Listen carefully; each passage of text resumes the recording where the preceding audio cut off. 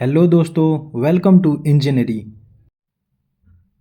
अब हम लोग पढ़ने वाले हैं बैबकॉक एंड विल्कॉक्स बॉयलर, जिसको हम वाटर ट्यूब बॉयलर भी कहते हैं। ठीक है, तो देखिए ये एकेटीयू एग्ज़ाम में हमेशा 10 नंबर में आता ही आता है, या तो बैबकॉक एंड विल्कॉक्स बॉयलर या फिर लैंकाशायर बॉयलर। ओके, तो ये आप इसको इम्पॉर्टेंट एकदम समझ लीजिएगा, क्योंकि ये आना ही आना है। ठीक है, तो चलिए स्टार्ट करते हैं। तो सबसे पहले हम इसमें जो सारे इसके कंपोनेंट्स हैं उसके बारे में पढ़ते हैं कि ये क्या होता है और कैसे इसका यूज़ होता है। देखिए बहुत ही सिंपल है, आप 2-3 बार बस पेज पे इसका डायग्राम बना लेंगे तो आपको ये समझ में आ जाएगा, बिल्कुल ही आसान है। ठीक है, तो स्टार्ट करते हैं।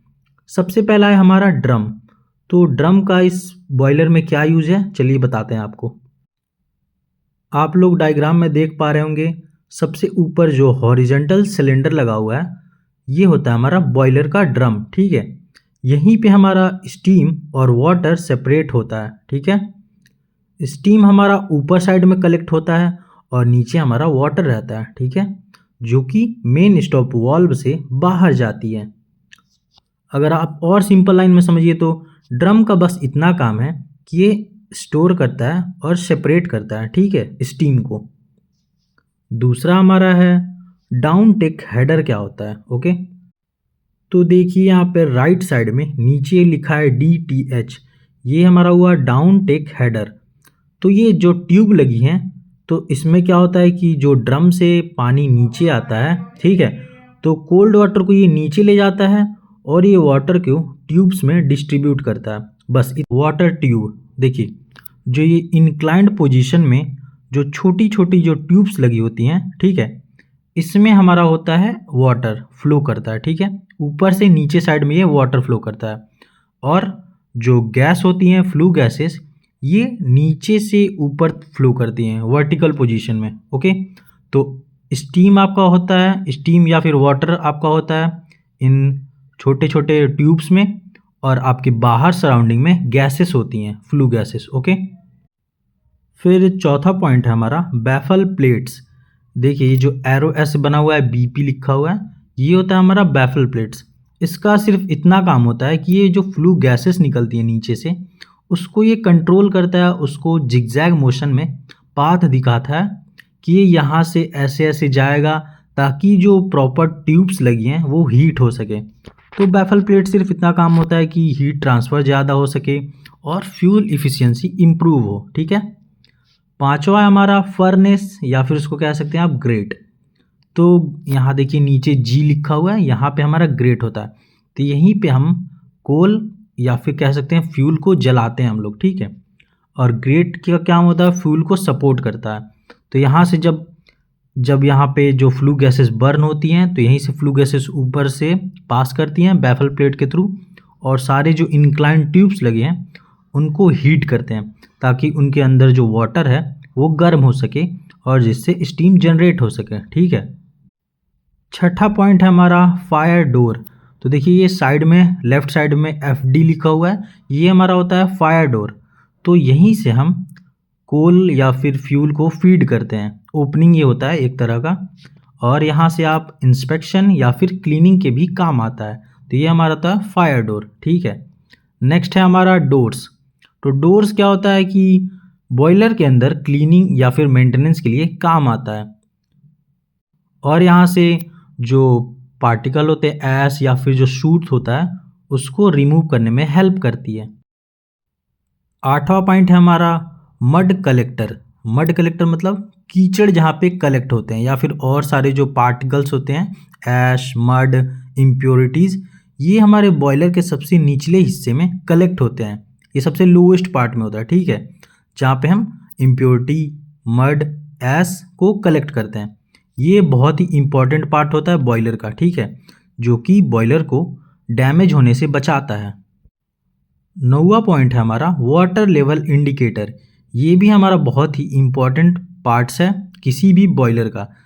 इसमें क्या होता है कि ड्रम के वाटर के लेवल को शो करता है कि ड्रम में कहाँ तक पानी है, कितना स्टीम है, और ये सेफ्टी के लिए भी बहुत ही इम्पॉर्टेंट होता है। ठीक है, low water equal to boiler damage, high water मतलब कि वेट स्टीम, जो कि दोनों डेंजरस होते हैं। 10वां पॉइंट है हमारा प्रेशर गेज। तो किसी भी बॉयलर के अंदर का स्टीम जो प्रेशर शो करता है वो होता है, जो प्रेशर गेज होता है उसका काम सिर्फ इतना ही होता है कि कितना उसमें प्रेशर बन रहा है उसको वो शो करता है, ठीक है। और ये मॉनिटरिंग के लिए बहुत ही इसेंशियल पार्ट होता है किसी भी बॉयलर में। 11 पॉइंट है हमारा सुपर हीटर ट्यूब्स। तो देखिए जो ये स्टीम ड्रम है उसके नीचे जो पाइप्स लगी हुई हैं उसमें लिखा हुआ है ST। तो ये होता है हमारा सुपर हीटर ट्यूब्स। ये क्या करता है कि स्टीम को एक्स्ट्रा हीट प्रोवाइड करता है ताकि सेचुरेटेड जो स्टीम होता है वो सुपर हीटेड स्टीम में चेंज हो सके, ठीक है, जिससे कि हमारे टरबाइन की इफ़िशियंसी बढ़ जाती है और मॉइस्चर भी कम होता है। नेक्स्ट पॉइंट है हमारा सेफ्टी वॉल्व, जिसका काम होता है कि अगर ओवर प्रेशर कंडीशन में ऑटोमेटिकली ये ओपन हो जाता है, ठीक है, और जो एक्स्ट्रा एक्सट्रीम होती है उसको ये रिलीज कर देता है, ठीक है। नेक्स्ट पॉइंट है हमारा मेन स्टॉप वॉल्व। इसका काम होता है कि ये स्टीम की सप्लाई को ऑन ऑफ करने में हेल्प करता है, ठीक है। उसके बाद हमारा आता है फीड वॉल्व। ये देखिए लेफ्ट साइड में सबसे नीचे लगा है फीड वॉल्व। इसका काम होता है कि बॉयलर में फ्रेश वाटर को ये सप्लाई करते रहता है ताकि जो वाटर का लेवल है वो हमारा मेंटेन रहे, ठीक है। तो देखिए मैं आपको बार बार ये कह रहा हूँ कि ये बहुत ही इम्पॉर्टेंट क्वेश्चन आता है AKTU में, पावर प्लांट इंजीनियरिंग का 10 नंबर में, ठीक है।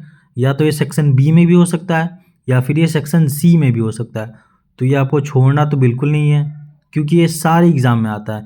या तो ये आ जाएगा बैबकॉक विलकॉक्स, या फिर आपका लंकाशायर बॉयलर आ जाएगा, ठीक है, या फिर लामोंट बॉयलर भी आ सकता है। तो अगर एक लाइन में या फिर सिर्फ आप डायग्राम की वजह से समझे तो देखिए सबसे पहले नीचे में फ्यूल ग्रेट पर जलाया जाता है, ठीक है। तो आप जलाएंगे ग्रेट पे फ्यूल तो उससे आपकी हीट फ्लू गैसेस प्रोड्यूस होगी, ठीक है।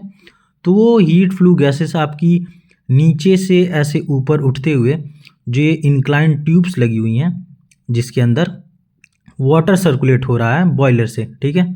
तो इसमें जो वाटर है उसको ये जो फ्लू गैसेस है जाके उसको हीट प्रोवाइड करेंगी जिसकी वजह से ये ट्यूब्स गर्म होंगे। तो इसके अंदर जो वाटर है वो भी हमारा गर्म होगा, तो वो वाटर गर्म होके स्टीम में कन्वर्ट हो जाएगा, ठीक है।